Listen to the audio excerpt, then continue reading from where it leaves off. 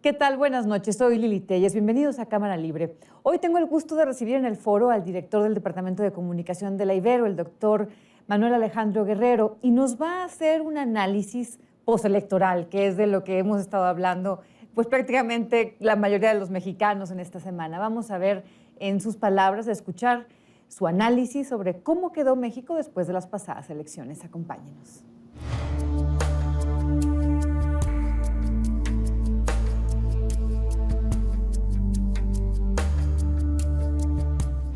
Doctor Manuel Alejandro Guerrero, bienvenido. Gracias por estar aquí. Muchísimas gracias por la invitación. Bueno, pues han sido meses muy cansados en los que estuvimos bombardeados los mexicanos por millones de spots. Quedamos verdaderamente hartos, puedo decirlo así libremente, de tanto spot electoral. Y bueno, finalmente, gracias a Dios se acabó ese periodo, ya tenemos los resultados electorales, casi todos, falta en el DF todavía decidir algunas cosas, pero desde su punto de vista, ¿cuál es el balance? Pues varios, yo creo, pero me parecen dos más importantes. Uno, retomando lo que acabas de decir de los spots, hubo en esta campaña más de 16 millones de spots, entonces efectivamente fuimos muy bombardeados. Me parece a mí que el spot ya como unidad de comunicación política pues está totalmente rebasado. Ya no sirve. Ya no sirve porque estamos inundadísimos de eso. Se llega muchas veces más al target que se quiere llegar, y simplemente lo que va generando pues es mucho hartazgo ya entre la población. Yo creo que voy a ir más allá, creo que es hasta agresivo para nosotros los ciudadanos que nos bombardeen así con los spots. Creo que en el fondo hasta terminamos odiando a los candidatos que tienen más spots. ¿Será? Pues sí, es probable, ¿no? Lo que se da es estos efectos de reforzamiento muchas veces con la comunicación, porque el spot es una unidad muy pequeña que puede servir muy bien para propósitos publicitarios y comerciales, pero no me parece que sea como la unidad para las campañas políticas y para transmitir pues, ideas y propuestas, que yo creo que esos recursos deberían ser utilizados de una manera pues, mucho más inteligente y mucho más creativa para transmitir realmente los mensajes de las plataformas que idealmente deberían tener los candidatos y los partidos. Es que es doblemente ofensiva la spotiza, por la cantidad, por lo mal hechos que son los spots de los políticos, etcétera, etcétera. Y aparte, y duele más, los recursos públicos. ¿Sí? Nuestros recursos para hacer ese absurdo de los spots. Y finalmente vemos las sorpresas de esta elección con los candidatos independientes, que casi no usaron spots. Algunos ni uno.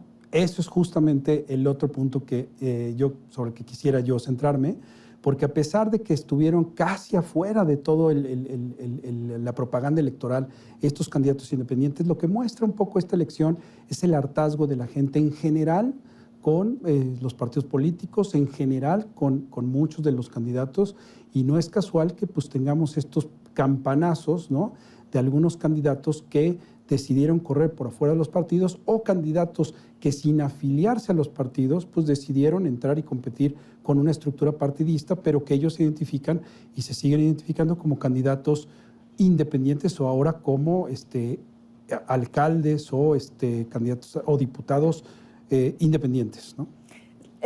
La nueva forma de decir a los candidatos independientes después de estas elecciones es broncos. Broncos, ¿no? pues Ha sí. sido tan fuerte el fenómeno del bronco. El fenómeno del bronco no va a ser, va a ser algo parecido, quiero decir, al fenómeno de Fox. Bueno, ese es en un territorio más pequeño.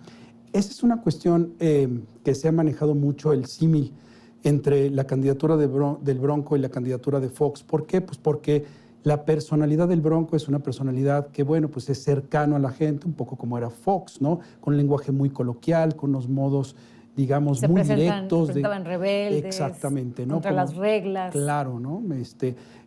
Por su imagen no se identifica como los políticos tradicionales, muy pocos formalismos. Entonces, en ese sentido, pues sí hay una semejanza.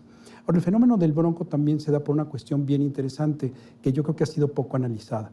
Y es el hecho de que nuestra ley electoral lo que establece es que la gran mayoría de los recursos que se utilizan en las campañas tienen que ser recursos públicos. En general estamos hablando de 9 de cada 10 pesos tienen que provenir de los recursos públicos y que pues el otro peso que queda por ahí pues sí son de aportaciones privadas. Aproximadamente va cambiando un poquito.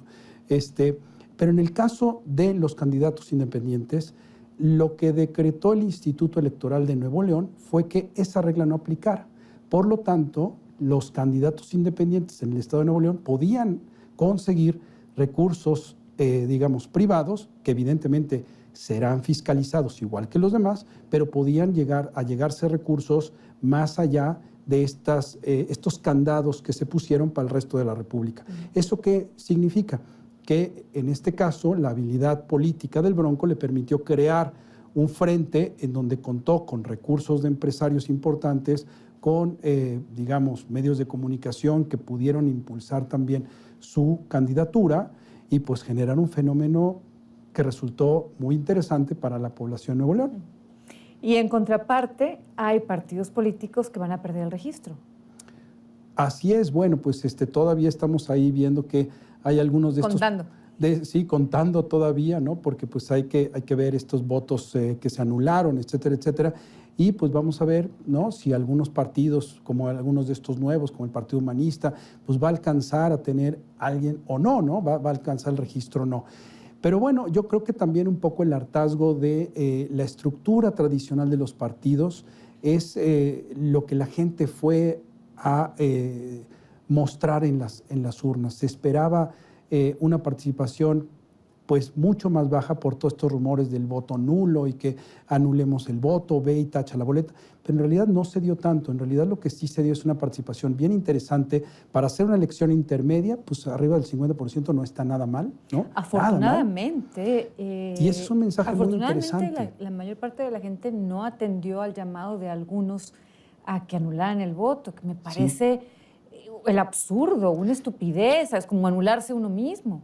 Bueno, lo que sucede es que con las reglas electorales que tenemos ahora, ir a anular el voto, lo único que hace es que abona, digamos, en un distrito o en la zona donde se está contando el voto, pues abona a los partidos que están más arriba, ¿no? En donde, bueno, pues digamos, si tenemos que un partido ganó con el 10% de la votación en un distrito, pero al final de la votación total se quita un porcentaje de votos nulos que no contaron, pues entonces ese porcentaje de 10% puede crecer al 11,5%, al 12%, y eso pues podría representar un diputado más o algo así, ¿no? Ahora, tenemos a Morena, que creció en una forma espectacular y ya es la cuarta fuerza política a nivel nacional. Sí. Bueno, pues ahí también se explica por varias razones. Una, porque Morena pudo posicionar un mensaje, digamos, de ser una fuerza política que es la única que está en contra de un sistema político, ¿no? Entonces, digamos que hay un electorado que se vio atraído por este mensaje porque, pues digamos que para ellos efectivamente el resto de los partidos políticos o la mayoría del resto de los partidos políticos, pues está como del otro lado. Entonces es casi irnos por una agrupación política que promete una renovación de todo el sistema completo versus cualquiera de las otras alternativas que tiene intereses creados en el sistema. Esa parte del electorado pues es parte de lo que le dio el voto. Y hay otra parte que también obedece un poquito pues, a las redes clientelistas que tienen todas las estructuras partidistas, nos guste o no nos guste. La gran hazaña de Morena es que lo hace siendo una fuerza que no tenía recursos como los tienen los partidos que ya existen. Esa es la gran hazaña.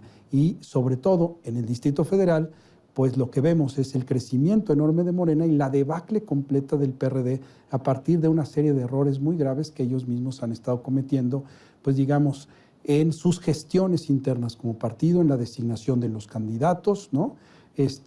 Y en las alianzas que han, digamos, fracturado y que han permitido que pues, otras agrupaciones de izquierda vayan creciendo y que se vean más congruentes y consistentes para un electorado.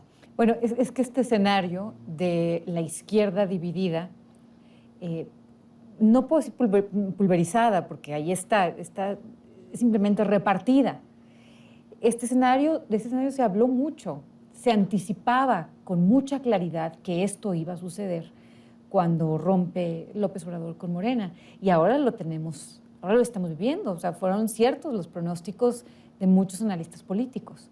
Sí, digamos que si uno suma los votos del PRD o los porcentajes de votación del PRD, de Morena, del PT, aunque fue muy pequeñito y está ahí precariamente sostenido, ¿no? Y pone uno un poco lo de Movimiento Ciudadano, pues entonces tenemos que la izquierda sería la segunda fuerza detrás del PRI.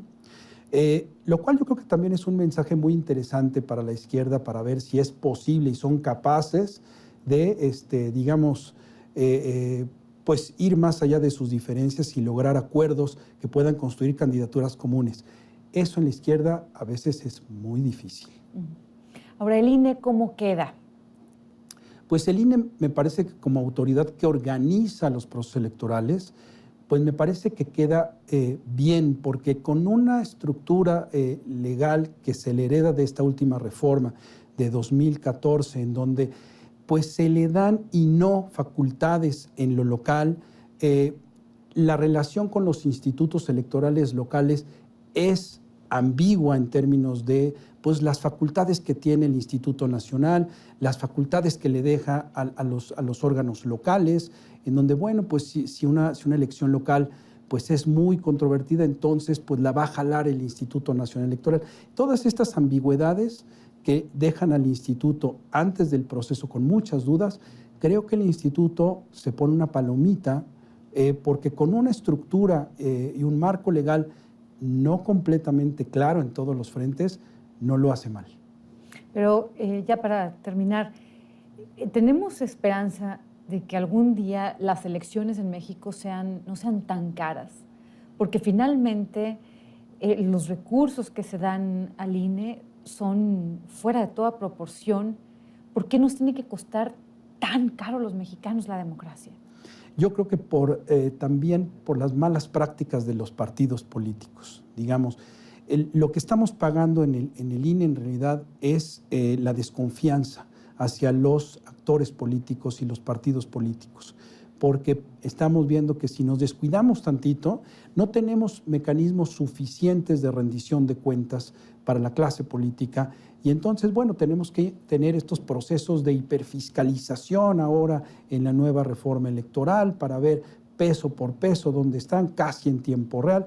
Bueno, todo esto es el costo de la desconfianza, el costo de un sistema jurídico, un entramado legal e institucional que no ha sido capaz de obligar a los actores a rendir cuentas cuando cometen faltas, cuando se van por lo ilegal o cuando fallan en su responsabilidad pública. Y pues lo que vemos es tener un instituto que pues sí, comparado, o procesos, más que un instituto, procesos electorales que son muy caros frente a lo que podrían costar en otros países, pues justamente porque vivimos en medio de la desconfianza y queremos blindarnos contra todo, pero siempre la realidad encuentra resquicios y la clase política encuentra resquicios por dónde irse, pues más allá de la fiscalización. De beneficiarse y siempre conservar el poder. Sí, claro, claro. Bien. Doctor Manuel Alejandro Guerrero, muchas gracias por habernos dado esta explicación y pues el país tiene que seguir caminando y esperemos que finalmente estos comicios nos traigan mejoras. Pues yo también así lo espero. Muchísimas gracias por la invitación y pues muy buenas noches. Gracias, buenas noches. Hasta aquí el programa de hoy. Le agradezco que nos haya acompañado. Los espero la próxima semana, el próximo jueves en Cámara Libre. Soy Lili Telles. Gracias. Buenas noches.